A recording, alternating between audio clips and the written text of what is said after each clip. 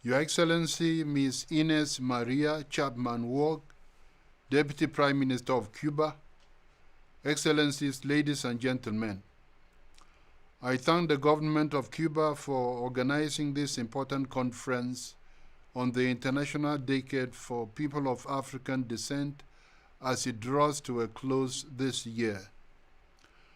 The General Assembly proclaimed the International Decade for People of African Descent in 2015 under the theme of Recognition, Justice, and Development.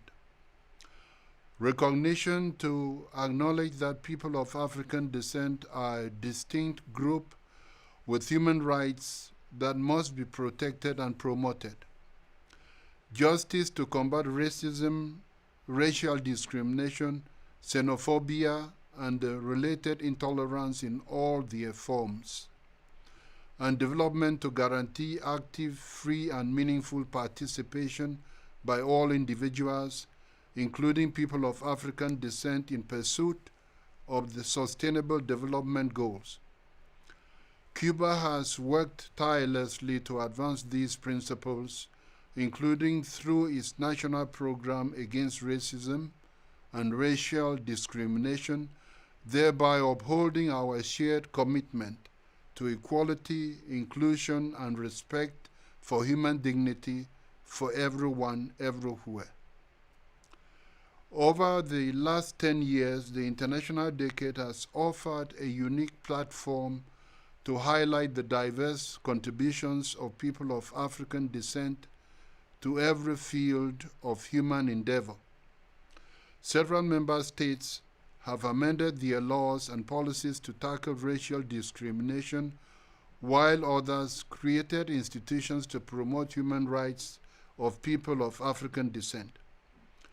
The International Decade not only mobilized global support for racial justice and equality,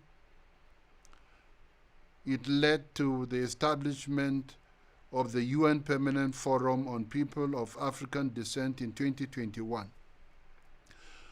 It sparked the launch of negotiations to elaborate the United Nations declarations on the respect, protection, and fulfillment of human rights of people of African descent. And it paved the way for the General Assembly's proclamation of 25th July as the International Day for Women and Girls of African Descent. Our efforts must not stop here.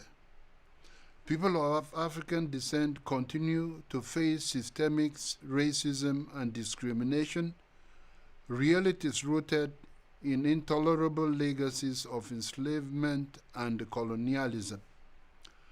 They experience higher levels of unemployment, earn lower wages, and occupy less skilled positions compared to the rest of the population. And they are more often affected by poverty and the impacts of climate change. We must do more to dismantle these historic injustices and their contemporary manifestations. For these reasons, I strongly support ongoing discussions to proclaim a second International Decade, continuing our efforts to advance the program of action and to bring about lasting positive change. As President of the General Assembly, I am deeply committed to promoting the rights of people of African descent.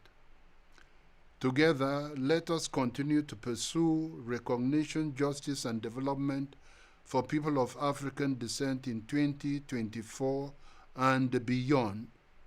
I thank you.